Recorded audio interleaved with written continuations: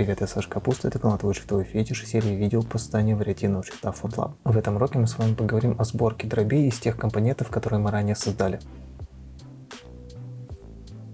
Я добавил его за кадром и сразу сделал ему соответствующие пропорции и выставил значения в 0 UPM, чтобы они не сдвигались при каких-то изменениях выражений. Для того, чтобы понять, какой у него нужно сделать наклон, тут уже, в принципе, по-разному все делают. Около 40, примерно 30%. Я вот сделал здесь 35%. В конденсат-версии, так как она немножко более прямая, я сделал 25%. Чтобы этого не запоминать и в будущем потом не придумывать, я вот здесь поставил себе стикер с напоминанием, в который я могу вернуться, потом посмотреть и сделать это в других шрифтах. В общем, у нас есть ячейки для того, чтобы создать сами вот эти дроби, есть сами числители и знаменатели уменьшенные и вот такой разделительный слэш, который мы используем для дробей. Теперь нам нужно это все дело совместить. Для того, чтобы немножко упростить, мы можем копировать значения из одного символа в другой. Поэтому начнем с самого простого. Например, выберем дробь 1 к 3, 1/3, и через добавить компонент напишем единицу, найдем ее здесь в качестве нумератора, добавляем сразу во все мастера. Вот он у меня добавился. Теперь что мы делаем? Добавляем сюда fraction во все мастера. Вот он у меня автоматически добавился. И сюда же добавляем тройку. Вот они у нас встали, не очень красиво, не очень удобно, но не столь важно. Теперь можем просто вот так подвигать. Допустим, я сделал это. Здесь можем поставить значение 0, чтобы был хоть какой-то пробел, и здесь тоже 0.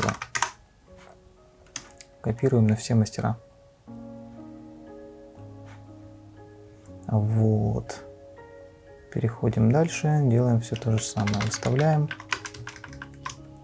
Примерно на глаз, оптически, чтобы оно у нас все радовало.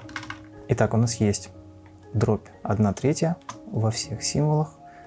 Можно немножко где-то что-то подредактировать, но в целом меня такой вариант устраивает. Теперь, чтобы создать другие дроби, нам не нужно заново это все добавлять. Мы можем просто взять, скопировать вот эту ячейку, например, в 1/2 и вставить ее с заменой всего содержимого. Теперь заходим в нее, и нам просто нужно заменить вот этот вот символ. Это у нас что, 1/2.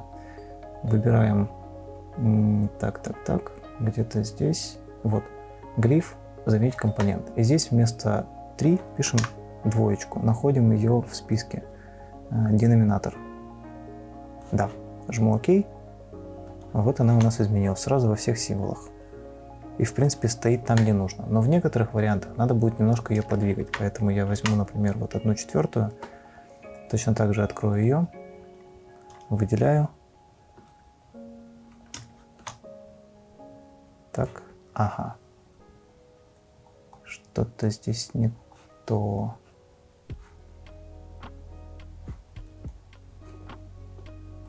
Вставил. Сейчас проверим. Так, 1/4. Здесь у нас почему-то добавилась она. Все правильно. Он у меня добавился группой, потому что в оригинальном вот этом слэше есть вот этот стикер. Поэтому в идеале нужно его разгруппировать было сначала, чтобы он у нас каждый раз не вставлялся. Ну, ладно, это не страшно. В общем, я выбираю двойку. Мне ее нужно теперь на 4 заменить. Нажимаю с комбинацию Ctrl-Shift-C. Это то же самое, что нажать глиф и заменить. Ставлю 4, нахожу ее в списке, деноминатор 4. Вот, и она здесь, конечно, выглядит слишком широковато. Она выглядит, поэтому нам нужно ее немножко задвинуть туда. Но чтобы это делать на каждом из мастеров, мы можем включить сравнение всех движений во всех мастерах. С зажатым альтом нажать на глазик, и теперь мы можем редактировать каждый из компонентов. И по идее, если я сейчас нажму Shift, чтобы на несколько десятков юнитов сместить, и вот так найду оптимальное положение, посмотрю вот здесь, Вот я, в принципе, сместил их. Теперь можно отключить и на каждом индивидуально подогнать так, чтобы она смотрелась лучше. Потому что если глаз не включен, то изменения идут только в текущем слое, который я сейчас редактирую. Вот здесь, например, чтобы не так сильно вот здесь было свободное пространство. Так, здесь тоже можно подогнать точнее. Вот, ну вот, в принципе, по такому сценарию мы делаем все оставшиеся дроби, заменяя либо знаменатель, либо числитель. Вот просто то, что у нас уже готово, можно будет подменить. Например, из вот этого 1/4 можно сделать 3/4. Когда мы тройку здесь заменим, можно перекинуть ее на 4/5 и там заменить пятерку. Ну, в общем, вот по такому принципу это все очень быстро делается сразу во всех мастерах. И самое главное, как бы они уже настроены по насыщенности под остальные символы, поэтому, когда мы посмотрим рядом несколько глифов, мы увидим, что они в целом достаточно по своему насыщению рисунка подходят. То есть это то, в чем преимущество вариативных компонентов. Иногда в шрифте можно встретить буквы обычного алфавита, которые имеют такой же размер, как вот эти числители, знаменатели и так далее. В принципе, делается это несложно. Для этого вам нужно просто продублировать все символы, задать им соответствующие характеристики вариативного компонента, как это делали мы с вами в цифрах. Их точно так же можно сделать насыщеннее и так далее, чтобы они по весу соответствовали другим буквам. В принципе, алгоритм понятен, сложного особо ничего нету, но надо понимать, что такого рода цифры нужны прям вот единицам. И тратить на это время, чтобы усложнить ваш шрифт, ну, тут решаете вы только сами. Вот, поэтому, если все-таки вам это нужно, то вот такой же алгоритм, в принципе, сложного ничего нету, но если вы не уверены и у вас нет такого конкретного запроса на это от какого-нибудь заказчика, который готов вам заплатить за это много денег, то браться за это, наверное, не стоит, в общем.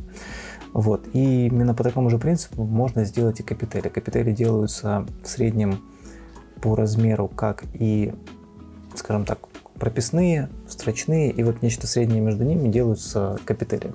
Делать мы их здесь не будем, в своем шрифте я их не делал, во всяком случае здесь мне это не нужно. Но опять же, алгоритм и принцип, ну вот просто вот точно такой же. Это достаточно быстро, недолго, но тоже надо понимать, что обычно это используется в издательском каком-то деле. Если ваш шрифт не планируется как текстовый, то, наверное, даже дополнительное увеличение веса и усложнение вашего шрифта, оно просто не оправдано. Разве что только вы просто не хотите сделать в вашем шрифте максимальное количество символов, чтобы просто закрыть все возможные задачи. Ну, в общем, нужно вам это или не нужно, решайте вы сами. Если по ходу этого урока у вас возникли вопросы, то задавайте их в комментариях на русском или английском языках. Этот курс залит сразу на несколько видеоплатформ, а значит я могу их не увидеть. Поэтому подписывайтесь на канал в Телеграме и задавайте вопросы в чате «Делаем буквы». Все дополнительные материалы будут выложены на сайте «Твой шрифтовой фетиш». Там же вы сможете найти шрифты Rayер и Zasker, которые я упоминал в курсе. А еще делайте скриншоты вашего шрифта, хвастайтесь в соцсетях и отмечайте «Твой шрифтовой фетиш» в публикациях с этим хэштегом. Мне и вашим шрифтовым коллегам будет интересно посмотреть на ваши успехи в ходе этого курса. Если видео оказалось для вас полезным, подписывайтесь на канал, ставьте лайк и увидимся в следующих уроках.